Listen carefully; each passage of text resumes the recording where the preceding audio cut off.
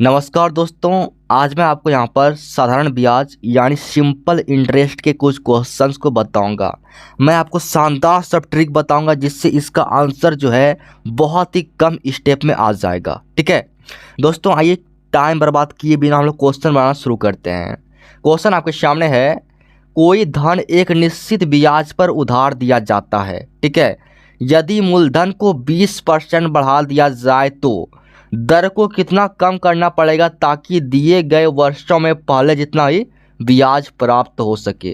ठीक है, ये आपका क्वेश्चन है, हम इसका आपको सॉल्यूशन बताएंगे। ठीक है दोस्तों, आपको इन सारी बातों को इग्नोर कर देना है और सिर्फ आपको 20% पर ही ध्यान देना है। ठीक है, मान लीजिए एक राशि है 100 रुपया। ठीक है, जब हम इस 100 रुपया का 20% वृद्धि करते हैं, ठीक है, 100 रुपया में 20% वृद्धि करेंगे तो कितना आएगा? तो 120 आ जाएगा। ठीक है, क्वेश्चन में क्या कहता है कि दर को कितना कम करना पड़े, तो दर को आप इग्नोर कीजिए। ठीक है, अब यहाँ पर देखिए, पहले 100 रुपया था। ठीक है, 100 रुपया को हम जब 20% बढ़ा दिए तो आपका 120 आ गया। ओके, अब आपको क्या करना है, तो वापस जो है आपको 100 फिर लाना है। ठीक है, कहता है कि दर को कितना कम करना पड़े ताकि दिए गए वर्षों में जितना ही ब्याज प्राप्त हो, यानी फिर से आपको जो है 100 लाना है। ये आपको यहाँ क्वेश्चन कह रहा है। ठीक है, तो 120 में कितना कम करेंगे तो आपका 100 आएगा।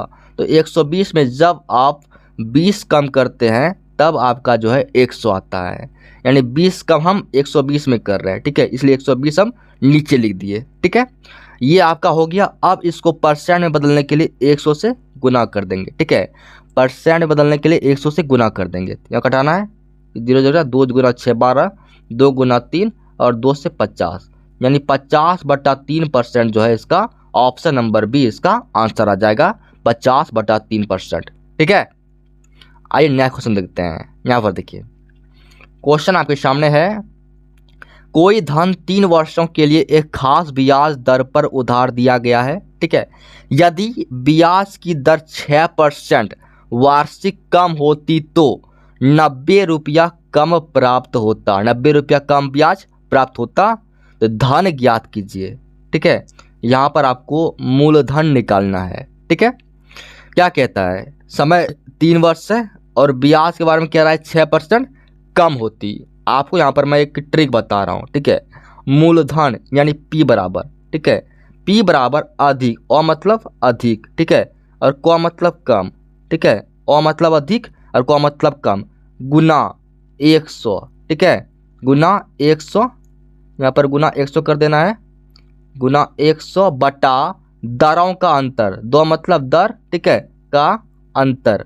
ठीक है, दर का अंतर, इस समझिएगा, दर का अंतर गुना समय, 100 मतलब समय। ठीक है, इस ट्रिक को याद रखिए, मूलधन बराबर अधिक या फिर कम, ठीक है, गुना 100 बटा दरों का अंतर। ये क्या है? दरों का अंतर गुना समय।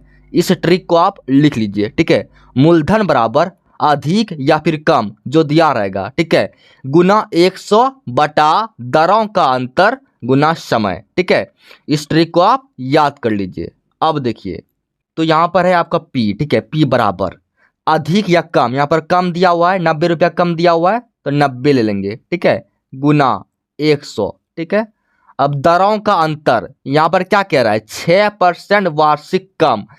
कम लिखा हुआ है यानी 6% क्या, ये अंतर दिया गया है। ठीक है, जो कि दर था उससे 6% कम, यानी ये 6% आपका अंतर दिया गया है, यहाँ 6 लिख देंगे, गुना समय कितना है, समय आपका 3 वर्ष दिया हुआ है, 3। ठीक है, 6 गुना 3 18, 18 गुना 5 90। ठीक है, इसको कटाएंगे, आपका 5 आएगा, 5 गुना 100 500, यानी कि इसका आंसर जो है मूलधन आपका 500 आ जाएगा।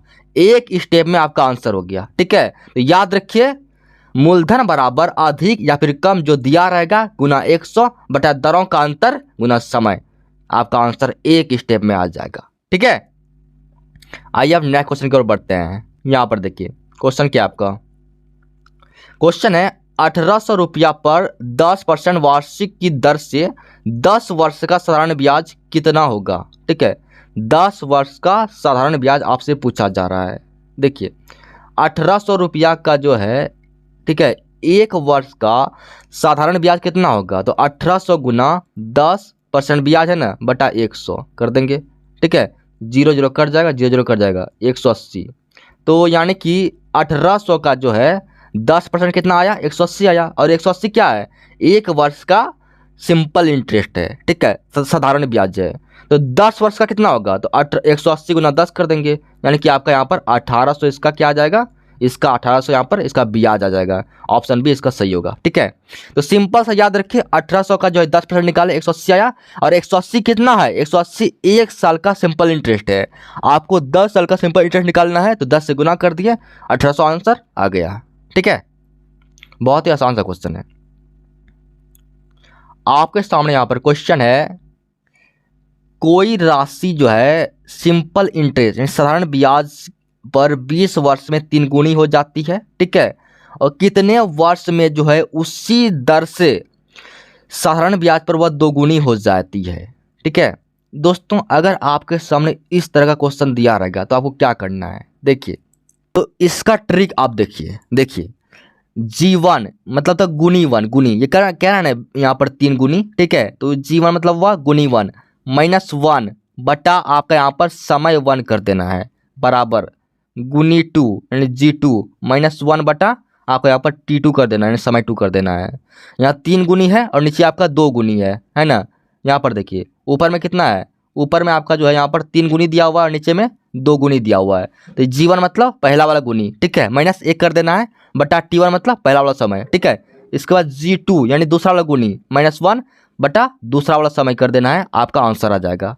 ठीक है, अब देखिए आप, तो पहला गुनी कितना है, तो 3 गुनी है, तो 3 -1 कर देना है, तो कितना आएगा, 2 आएगा।